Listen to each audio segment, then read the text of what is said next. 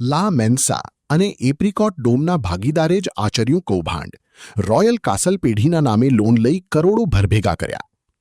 સુરતના હોસ્પિટાલિટી અને restaurant business જગતમાં એક સનસનાટીપૂર્ણ આર્થિક છેતરપિંડીનો કિસ્સો પ્રકાશમાં આવ્યો છે. કતારગામ વેડ વિસ્તારના કરોડો રૂપિયાના અદ્યતન પ્રોજેક્ટ્સ લા મેન્સા રેસ્ટોરન્ટ અને એપ્રિકોટ ડોમના સંચાલનમાં ભાગીદારો સાથે વિશ્વાસઘાત કરીને કરોડો રૂપિયા સગેવગે કરવામાં આવ્યા છે. આ મામલે ફરિયાદી પરેશભાઈ કરશનભાઈ સોરઠિયાએ સિંગણપોર ડભોલી પોલીસ સ્ટેશનમાં મુખ્ય આરોપી રવિન્દ્રકુમાર ગોરસિયા સહિતના શખ્સો વિરુદ્ધ કરોડોની ઉચાપત અંગેની સત્તાવાર ફરિયાદ નોંધાવી છે. ફરિયાદની વિગતો અનુસાર ફરિયાદી પરેશભાઈ સોરઠિયા પોતાના સગા ભાઈ હરીશભાઈ અને ભાભી સરલાબેન સોરઠિયાના કાયદેસરના પાવર ઓફ એટર્ની ધારક તરીકે તમામ વહીવટ સંભાળે છે. તેઓએ આરોપી રવિન્દ્રકુમાર કનુભાઈ ગોરસિયા અને તેની પત્ની અંકિતાબેન સાથે મળીને હોસ્પિટાલિટીના બિઝનેસ માટે રોયલ કાસેલ નામની ભાગીદારી પેઢી શરૂ કરી હતી.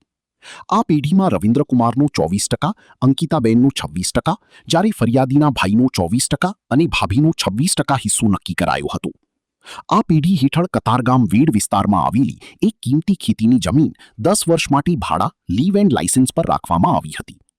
આ જમીન પર ભવ્ય રેસ્ટોરન્ટ પ્રોજેક્ટ સાકાર કરવા માટે ફરિયાદી પક્ષ તરફથી તબક્કાવાર રૂ 3.50 કરોડથી લઈને રૂ 8.50 કરોડ સુધીનું મસમોટું રોકાણ કરવામાં આવ્યું હતું, જેનો તમામ આર્થિક વહીવટ કાગળ પર મુખ્ય આરોપી રવિન્દ્રકુમાર સંભાળતો હતો. પોલીસે આ સમગ્ર મામલે ગુનાહિત કાવતરું, વિશ્વાસઘાત અને કરોડોની છેતરપિંડીના પુરાવાઓના આધારે મુખ્ય આરોપી રવિન્દ્રકુમાર ગોરસિયા, કેવલ પટેલ અને અન્ય સંડોવાયેલા શખ્સો સામે કાયદેસરનો ગુન્હો દાખલ કરી આગળની સઘન તપાસ અને ધરપકડની ચક્રો ગતિમાન કર્યા છે. સુરત શહેરમાં વ્યવસાય અનુસંધાને ઘણી વખત છેતરપિંડી અને વિશ્વાસઘાતના અવારનવાર બનાવો બનતા હોય છે. એ બનાવો પૈકી લા મેન્સા હોટેલ રેસ્ટોરન્ટના ભાગીદાર શ્રી પરેશભાઈ સાથે એમના જ ભાગીદાર રવિ ગોરસિયાએ વિશ્વાસઘાત કરેલ. જે બનાવની હકીકત એવી છે કે બંનેનો આ રેસ્ટોરન્ટનો વ્યવસાય લા મેન્સા નામનું રેસ્ટોરન્ટથી કતારગામ વિસ્તારમાં ચાલતું હતું અને ત્યાં ભાગીદારી પેઢીમાં આ વ્યવસાય ચાલુ હતો. એ દરમિયાન ભાગીદાર રવિ ગોરસિયા દ્વારા પૈસા પોતે અન્ય ફરિયાદીની જાણ બહાર ઉપાડી લઈ 49 લાખ રૂપિયાની વિશ્વાસઘાત એની સાથે કરવામાં આવેલો હતો.